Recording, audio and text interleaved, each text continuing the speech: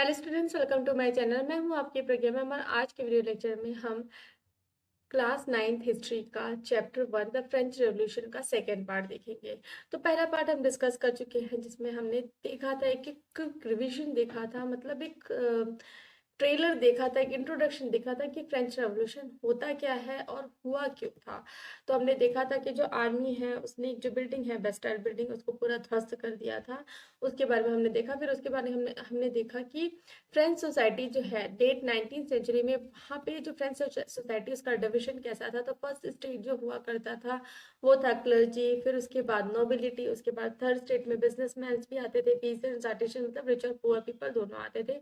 तो ये सोसाइटी का डिविजन हमने देखा। फिर हमने देखा कि धीरे धीरे जो लोग हैं वो खिलाफ होते गए। जो वहाँ जो मोनार्ची थी, मोनार्ची में जो एक मत अधिकार हुआ करते थे, एक अधिकार हुआ करता था, सिर्फ और सिर्फ किंग किंग के पास ही एक राइट हुआ करता था, वो चीज़ें जो है अब उसका विरोध करना स्टार्ट कर दिया है लोगों ने।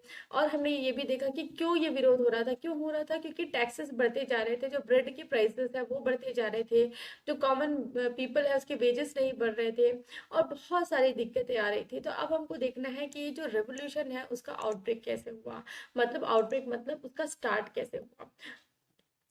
कैसे हुआ और क्यों भी हुआ, ये दोनों चीज हमको देखना है। तो Lewis 16 had to increase taxes for reason you have learned in previous section। तो प्रीवियस सेक्शन में हमने देखा कि लुईस 16 जो है उनको टैक्सेस क्यों बढ़ाने पड़े।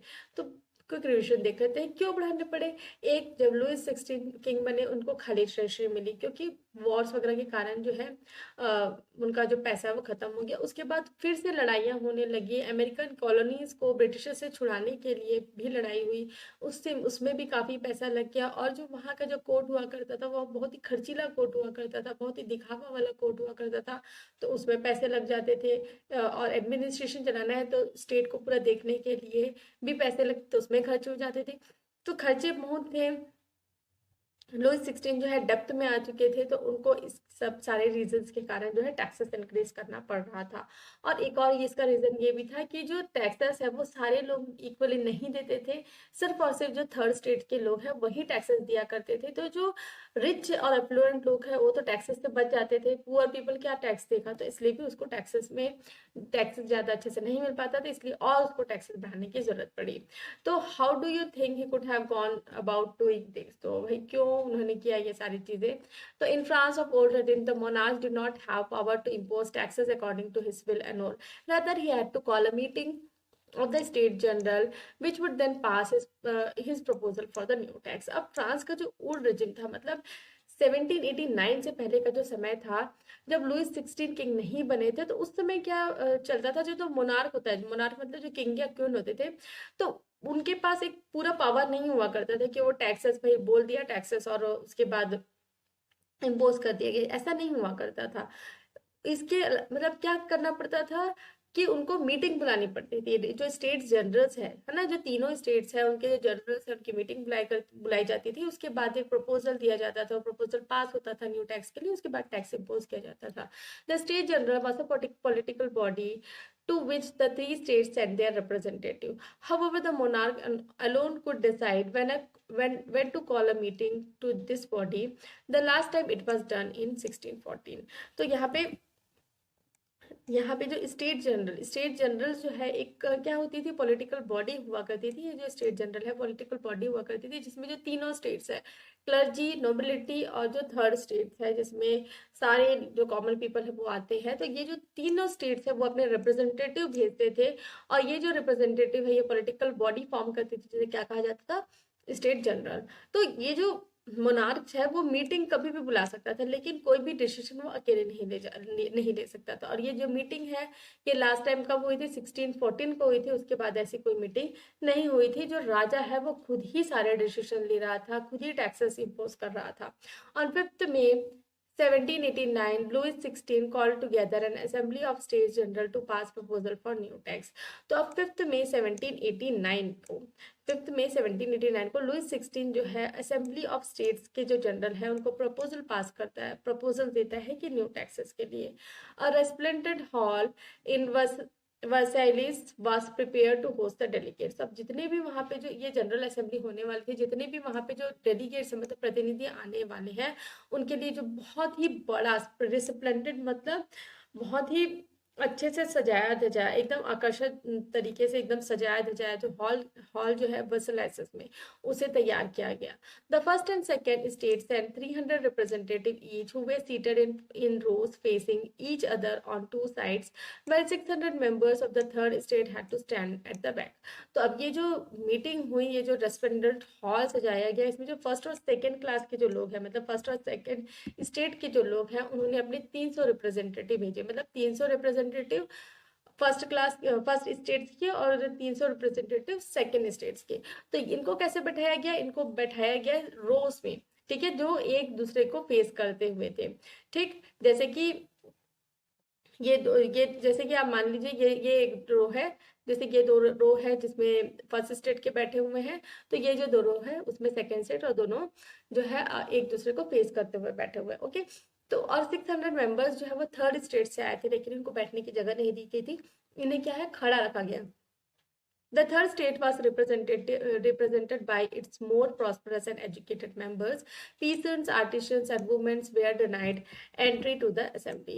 तो यहाँ पे जो थर्ड स्टेट है उसमें कौन से लोग रिप्रेजेंटेटिव बन के गए थे? जो बहुत ही ज्यादा रिच है, प्रॉस्परस है और जो एजुकेटेड मेंबर्स है वो, और जो किसान हो गए, आर्टिस्ट हो गए और जो वुमेन्स है, इनको डिनाई किया गया था, मतलब इनको रोक लगा दी थी उस असेंबली में आने के लिए। However, their grievances and demands were listed in more than listed in some 40,000 letters which the representative had brought with them। लेकिन वो लोगों को एंट्री तो नहीं मिली थी, लेकिन जो उनके जो ग्रीवेंसेस है, ग्रीवेंसेस तो उनके जो दुख है, उनका जो भी उनके दुख का कारण है और जो भी उनके डिमांड्स है, वो सारे जो है 40,000 letters, can you understand, 40,000 letters वहाँ पे वो रिप्रेजेंटेटिव जो है उनके पास वो जो असेंबली वहाँ लेके गए थे।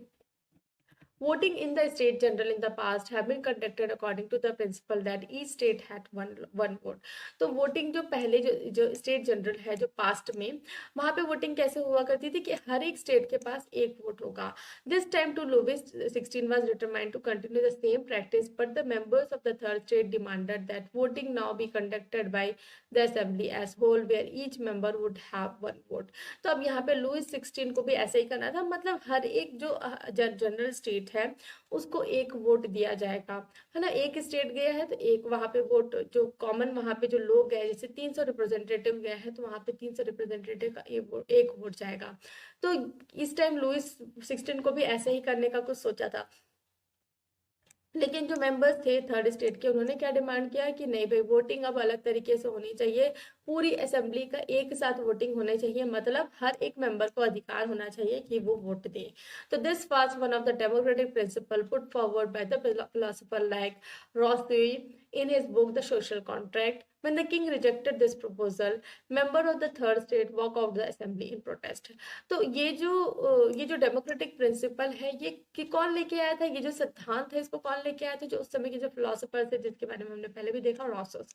तो उन्होंने अपनी बुक से सोशल कॉन्ट्रैक्ट, तो सोशल कॉन्ट्रैक्ट में ये इन चीजों के बारे में लिखा था कि ये जो मतलब हर एक व्यक्ति को, ऐसा क्यों भाई, एक असेंबली गई है, एक स्टेट्स के लोग गए हैं, तो उनको सब मिला के वो एक ही वोट देंगे, सारे का मताधिकार कहाँ गया? तो इसीलिए यहाँ पे जो एक बुक है सोशल कॉन्ट्रैक्ट, उसमें डेमोक्रेटिक प्रिंसिपल मैंने डिस्क्राइब किया था, उसके अकॉर्डिंगली जो थर्ड स्टेट के लोग हैं वो लोग डिमांड करते हैं कि हर व्यक्ति को वोट देने का अधिकार होना चाहिए। तो किंग क्या कर देता है, इस प्रपोजल को क्या है, रिजेक्ट कर देता है, और जो मेंबर्स है थर्ड स्टेट के वो असेंबली के बाहर चले जाते हैं प्रोटेस्ट में विरोध करते हुए। तो यहाँ पे कुछ इंपॉर्टेंट डेट्स दिए गए हैं, जो 1774, 1789, 91, 92 से 93, 1804 में और 1815 में। तो ये सारे डेट्स हैं जो इंपॉर्टेंट पॉइंट्स के तौर पे दिए गए हैं, जो आपको याद रखने हैं। So the representative of the third state viewed themselves as spokesperson for the whole French nation। On 20 June, they assembled in the hall of indoor tennis court in the ground of Versailles। तो ये जो representative है third state से, ये अपने आप को एक स्पोक पर्सन के तौर पर देखने लगे पूरे फ्रेंच नेशन का। तो 20 जून को वो एक असेंबली है ना, एक हॉल है टेनिस इंडोर कोर्ट जो कि वर्सलेसेस में है, वहां पे इकट्ठा होते हैं इस हॉल में। They declare themselves as national assembly and swore not to disperse till they have drafted the constitution for France that will limit the powers of the monarch. तो वो ये डिसाइड करते हैं कि वो एक नेशनल असेंबली की तरह फॉर्म हो जाएंगे, एक नेशनल असेंबली बनाएंगे, और वो शपथ लेते हैं कि वो तब तक अलग नहीं होंगे, तब तक नहीं टूटेंगे, तब तक ये जो नेशनल असेंबली ये जो फॉर्म कर रहे हैं ये तब तक खंडित नहीं होगी जब तक वो एक कॉन्स्टिट्यूशन ना लिख ले फ्रांस के लिए, जिसमें जो मोनार्क है उसके पावर्स को क्या है लिमिटेड कर दिया जाएगा, कम कर दिया जाएगा। They were led by Mirabeau and Abbé Sieyes.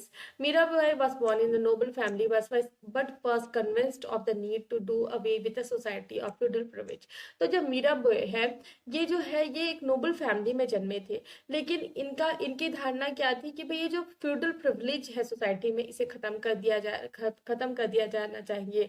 तो इसलिए जो है वो ये जो नेशनल असेंबली है इसमें बढ़ चढ़कर हिस्सा लेते हैं।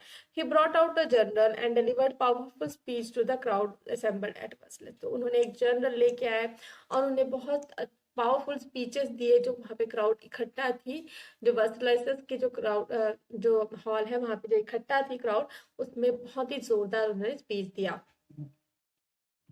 तो यहाँ पे देख सकते हैं ये एक टेनिस कोर्ट ओथ सेरेमनी चल रहा है, ठीक है। यहाँ पे लोग इकट्ठा हुए हैं। The preparatory sketch for the large painting by Jacques Louis David. The painting was intended to be hung in the national Assembly. तो ये पेंटिंग बनाई गई है और इसको इसलिए बनाया गया था ताकि जो नेशनल असेंबली है वहाँ पे इसे लगा के रखा जा सके। तो Abbé Sieyes, originally a priest, wrote an influential pamphlet called "What is the Third State?" तो Abbé Sieyes क्या थे, ओरिजिनली क्या थे, एक प्रीस्ट थे जिन्होंने एक इन्फ्लुएंशियल पैम्पलेट लिखा, ठीक है, पैम्पलेट लिखा, उसमें उन्होंने बताया कि ये जो थर्ड स्टेट होता क्या है। तो आगे देखेंगे, while the National Assembly was busy at Versailles drafting a constitution, the rest of the France seethed with turmoil। तो जो ये नेशनल असेंबली बनाने में बिजी थे लोग, वहाँ पे जो कॉन्स्टिट्यूशन है ना, जो नेशनल असेंबली के जो लोग हैं वहाँ पे कॉन्स्टिट्यूशन बनाने में बिजी थे। तो उस समय बाकी फ्रांस में क्या हो रहा था, बाकी फ्रांस में तो है उथल पुथल होके रखी थी, ठीक है। जो क्राउडेड है, मतलब सीथित भी तो टर्माइन मतलब वहां पे बहुत ज्यादा उथल पुथल, वहां की जो पब्लिक है उसमें बहुत ज्यादा उथल पुथल हुआ था।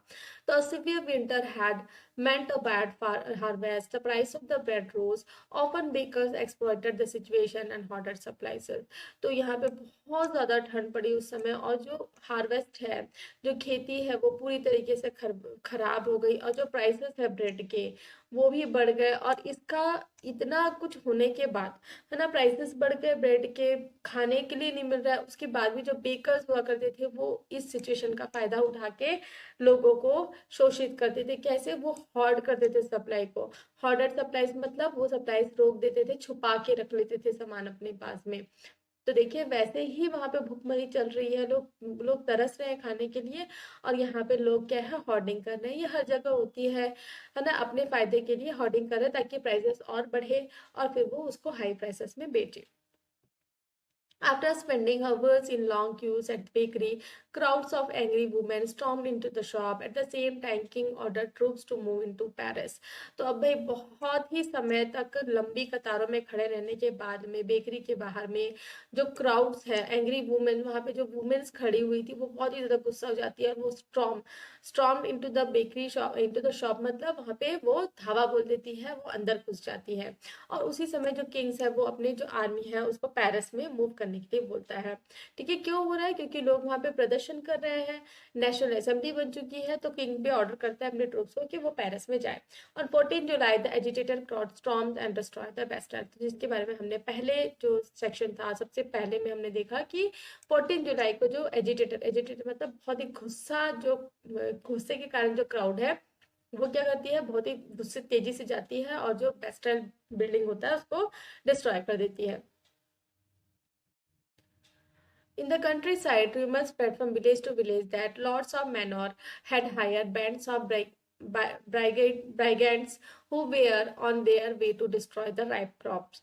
Caught in the frenzy of fear, peasants in several districts seized hoes and pitchforks and attacked chateaux। तो यहाँ पे कंट्री साइड जो ग्रामीण क्षेत्र है वहां पे भी गांव गांव में क्या है, अफवाहें फैल गई। जो लॉर्ड है मैनोर का, ठीक है, लॉर्ड ऑफ मैनोर, मैनोर का मतलब होता है an estate belonging to lords land and his mansion.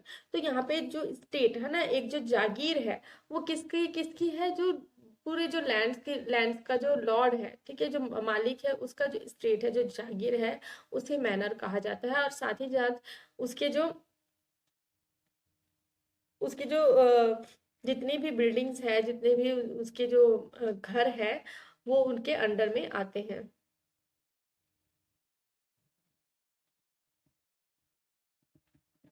तो यहाँ पे अफवाह फैल के रखी थी कि गांव गांव में क्या है, जो गांव में जो ये जो मैनर है उसने क्या है हायर करके रखा था, ठीक है, जो ब्रिगेंड्स, ठीक है, ब्रिगेंड्स का मतलब होता है जो डाकू होते हैं ना, जैसे मेंबर्स ऑफ गैंग जो लोगों को लूट पाट करते हैं, तो उनको क्या है, उन्होंने हायर करके रखा था कि वो सारे जो वहाँ पे जो राइट क्रॉप्स को डिस्ट्रॉय कर दे।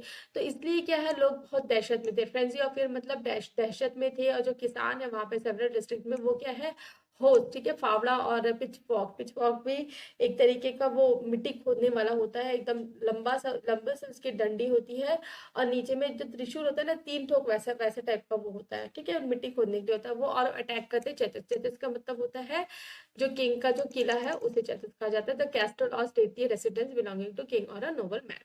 So they looted hoarder grain and burned down documents containing records of manual dues।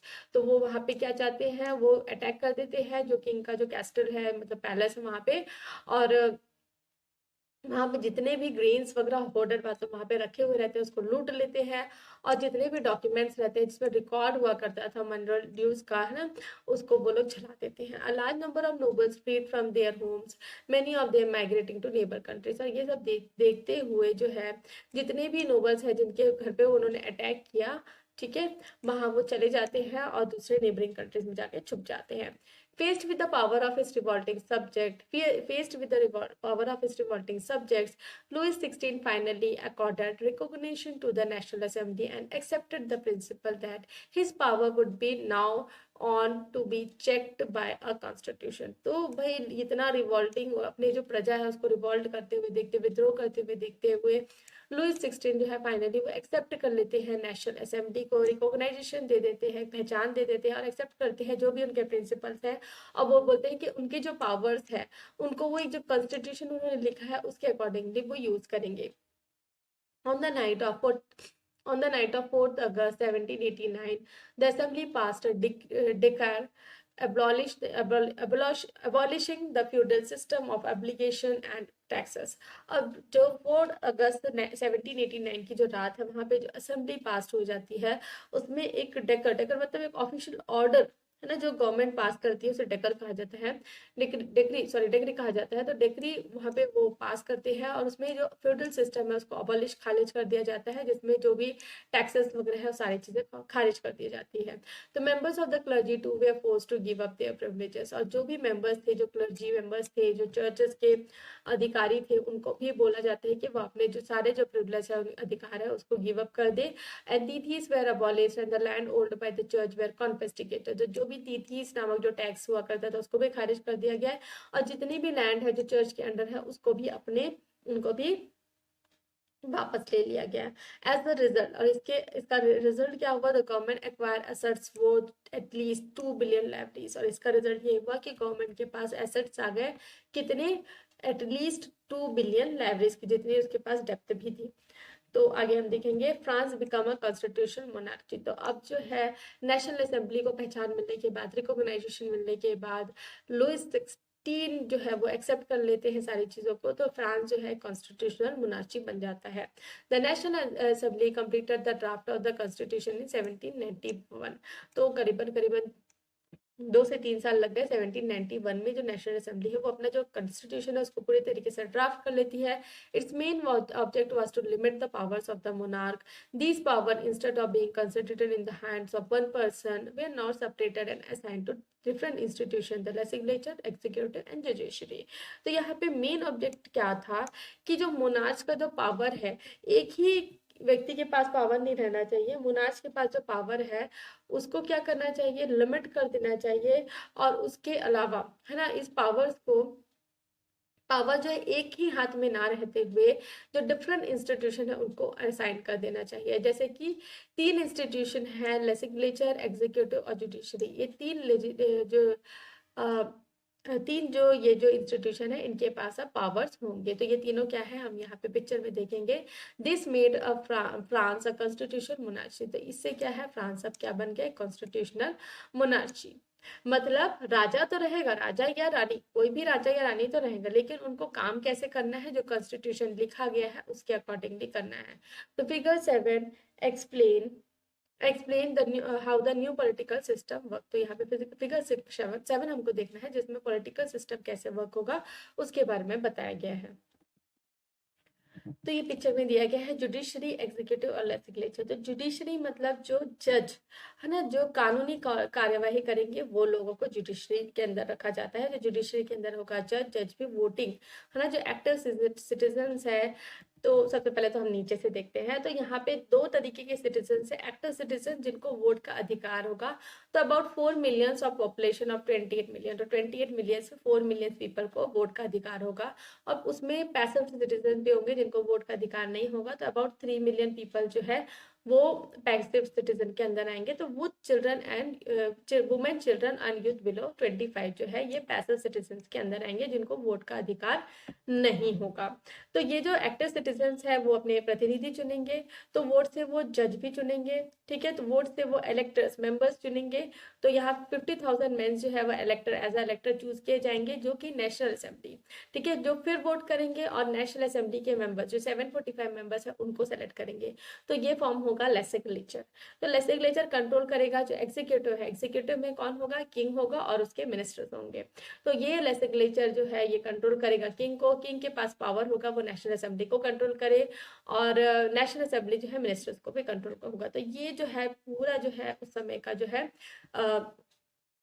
System है, जो 3 डिफरेंट इंस्टीट्यूशन है जो एक साथ मिलकर वर्क करेंगे फ्रांस के कॉन्स्टिट्यूशन मोनार्ची के लिए। तो नेक्स्ट हमको देखना है the constitution of 1791 vested the power to make laws in the national assembly which was indirectly elected. तो कॉन्स्टिट्यूशन जो है 1791 की, इसने पावर्स दिए कि नेशनल असेंबली ही लॉज बनाएंगे विच वाज इनडायरेक्टली इलेक्टेड, जैसे कि हमने अभी पिक्चर में देखा।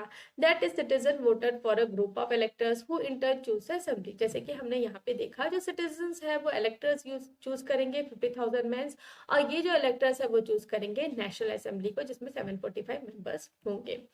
तो not all citizens had right to vote. Only men about 25 years of age who paid taxes equal to at least 3 days of labor's wage were given the status of active citizen, that is they were entitled to vote. तो अब voting के लिए भी criteria थी कि जो लोग 25 years से अबाउ है और जो टैक्सेस भी पे कर रहे, देखिए मेन इंपॉर्टेंट पॉइंट है इसमें कि वो टैक्सेस भी पे करने उनको, जो कि इक्वल होना चाहिए 3 डेज ऑफ लेबर वेज के।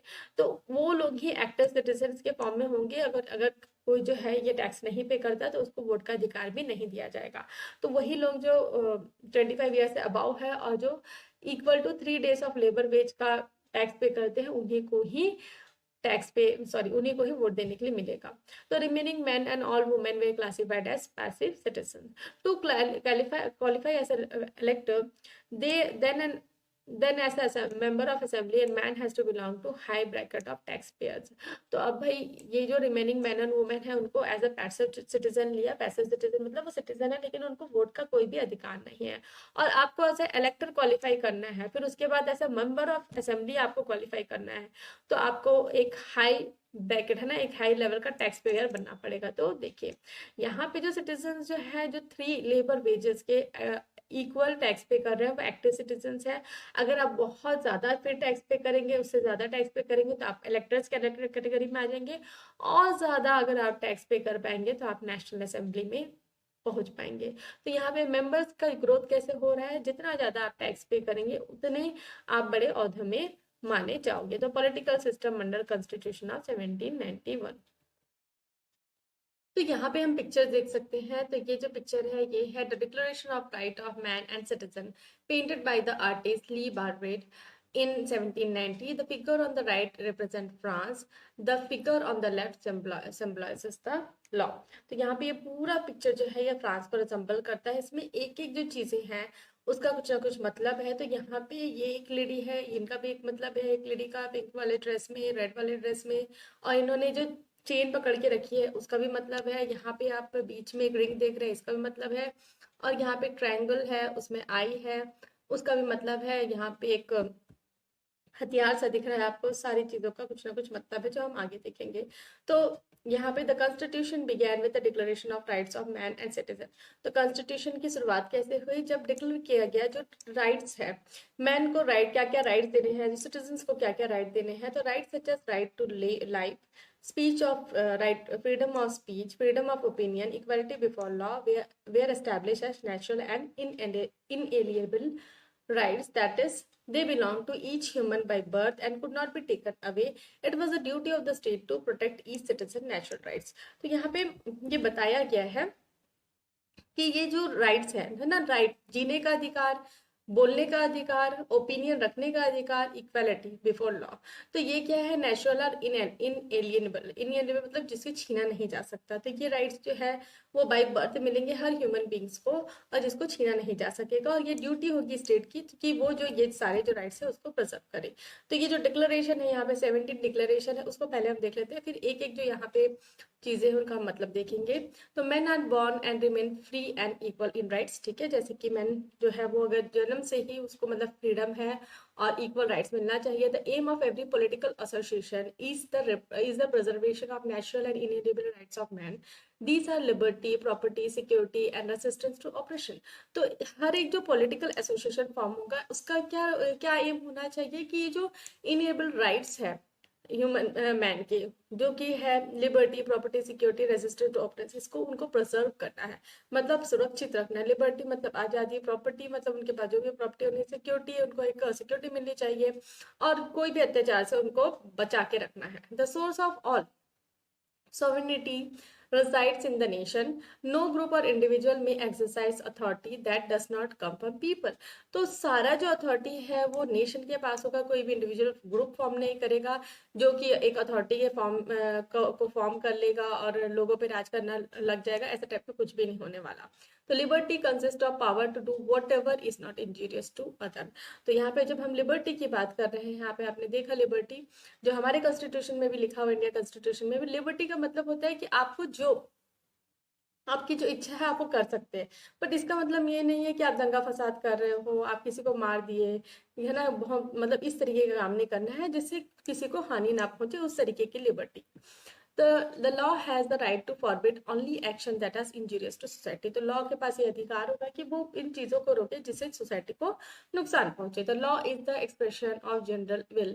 All citizens have the right to participate in its formation, personally or through their representative. All citizens are equal before it. तो सभी सारे citizens क्या है? इक्वल है। और लॉ में ये बताया गया है कि सारे सिटीजन पार्टिसिपेट कर सकते हैं उसके फॉर्मेशन में। जो नेशन फॉर्म हो रहा है, जो कॉन्स्टिट्यूशन फॉर्म हुआ है, उसमें यही लिखा गया है कि सारे जो लोग हैं वो मिलके गवर्नमेंट को चलाने वाले हैं, और अगर वो खुद पार्टिसिपेट नहीं कर रहे हैं तो अपने बदले वो रिप्रेजेंटेटिव चूज करेंगे। तो नो मैन में बी अक्यूज्ड, अरेस्टेड और denied accept in cases determined by the law.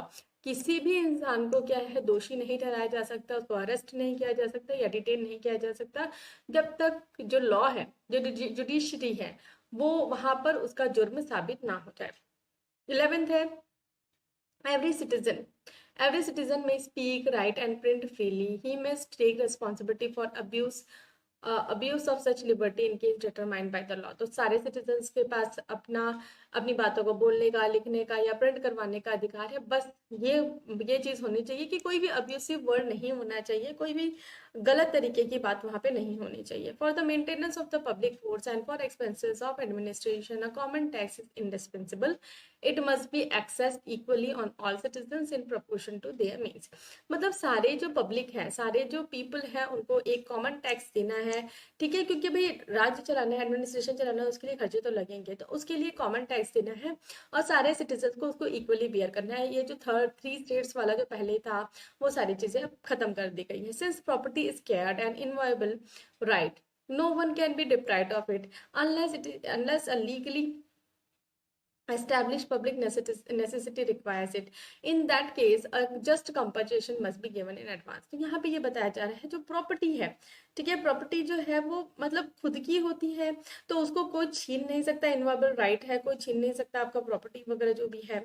तो यहाँ पे यही बताया जा रहा है कि वो प्रॉपर्टी आपकी ही रहेगी जब तक कुछ ऐसा नेसेसिटी नहीं आ जाता कि वो प्रॉपर्टी आपसे लेनी पड़ जाए।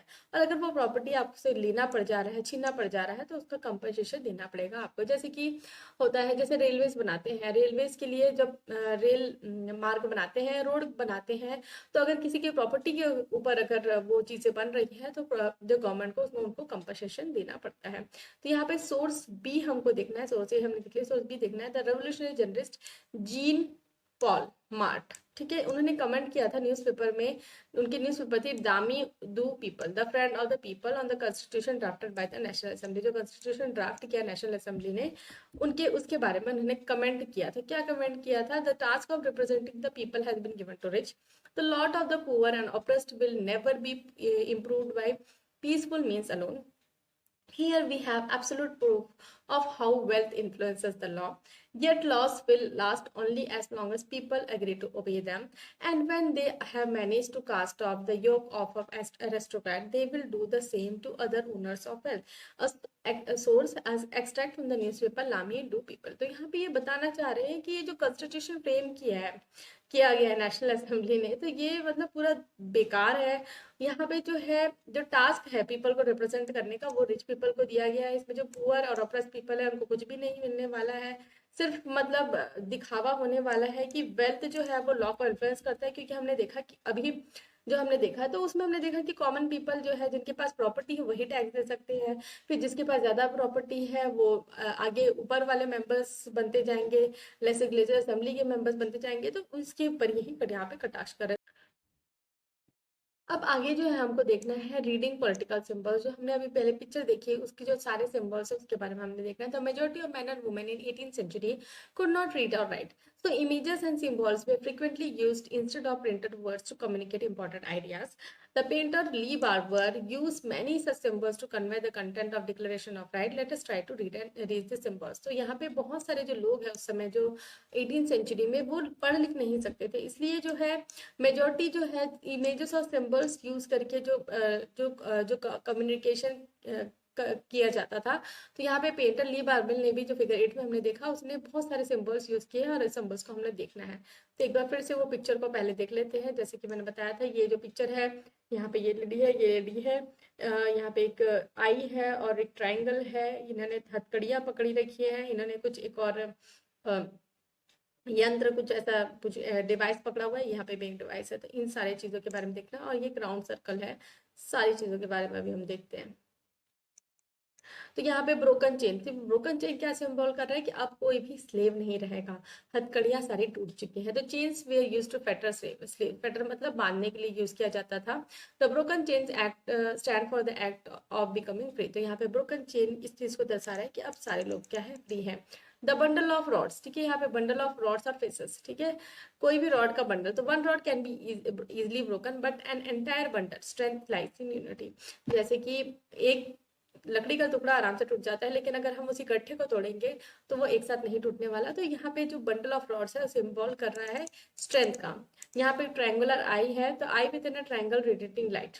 तो the all seeing eye stand for knowledge. तो ये जो आई है वो नॉलेज के लिए स्टैंड होता है। और the rays of the sun will drive away the cloud of ignorance. और जो रेस निकल रही है इससे, वो जो इग्नोरेंस है, अंधेरा है, और जो लोगों के मन में जो ऐसी बातें हैं कि मतलब जो इग्नोरेंस वाली बात होती है, जो उनको नहीं पता है, उससे वो हट जाएंगे। तो यहाँ पे एक और है स्केप्टेड, सेप्टेड है the symbol of royal power. तो ये एक और डिवाइस है जो रॉयल पावर को सिंबलाइज करता है। Snake biting its tail from a ring, ठीक है, यहाँ पे एक और है जो अपना ही पूंछ को खा रहा है। The symbol of eternity, a ring has never ending और नेवर बिगनिंग और एंड। तो सिंबल है इटर्निटी का, इटर्निटी का मतलब होता है नहीं खत्म होने वाली एकता का। तो इसका मतलब यही होता है कि ये जो एकता है वो अब खत्म नहीं होने वाली है, जिसका कोई अंत नहीं होने वाला है। उसके बाद है रेड फायरियन कैप, तो ये कैप जो है ये फायरियन लोगों द्वारा पहने जाने वाला कैप है। The cap wore by slave becoming upon becoming free, तो ये जो कैप है ये जो स्लेव्स है जब वो फ्री हो जाते हैं तो वो पहनते हैं, उसको दर्शा रहा है। नेक्स्ट है ब्लू व्हाइट रेड, ठीक है, ब्लू व्हाइट रेड कलर की जो ड्रेस है, the national colour of France, तो ये जो फ्लैग का नेशनल कलर है उसको ये सिंबलाइज कर रही है। इन्होंने ये वही वाली बेड़िया भी पकड़ी है। उसके बाद जो है ये एक लेडी है, तो इनका क्या है, विंग्ड वुमेन, जिनके पास पंख है, विंग्ड वुमेन। तो पर्सनिफिकेशन ऑफ लॉ, ये लॉ को दर्शा रही है। तो जो टैबलेट्स है उसके बाद the law tablet is same for all and equal and are equal before it, तो ये लॉ टैबलेट दर्शा रहे हैं इक्वेलिटी को। तो यहाँ पे हमने जो आउटब्रेक था रेवोल्यूशन का उसके बारे में हमने पूरा देख लिया। अब हम नेक्स्ट सेक्शन में जो है France abolishes monarchy and become a republic, तो अब जो है फ्रांस में मोनार्ची हट चुकी है, उसके बाद वो रिपब्लिक हो चुका है। तो ये चीजें होने के बाद है ना, वहां से मोनार्ची हटने के बाद और उसके रिपब्लिक होने के बाद नेशनल कॉन्स्टिट्यूशन ने जो नेशनल असेंबली ने जो कॉन्स्टिट्यूशन ड्राफ्ट किया है, ये सब होने के बाद क्या सिचुएशन थी फ्रांस में, उसके बारे में हमको नेक्स्ट वीडियो लेक्चर है उसमें देखना है। तो यहाँ पे वीडियो लेक्चर खत्म करते हैं। मैं आशा करती हूँ कि आपको ये वीडियो लेक्चर समझ में आया। अगर समझ में आया तो वीडियो को लाइक शेयर करें अपने फ्रेंड्स के साथ, ताकि उनको भी फायदा हो सके। और अगर आपको मेरे वीडियोस पसंद आते हैं तो वीडियो को, जैसे कि मैंने बोला, लाइक शेयर करें। अगर आप मेरे वीडियोस पसंद आते हैं तो मेरे चैनल को सब्सक्राइब कर लीजिए, बेल नोटिफिकेशन को भी ऑन कर लीजिए, ताकि जब भी मैं नए वीडियोस डालूं तो आपको नोटिफिकेशन मिल सके। Thanks for watching.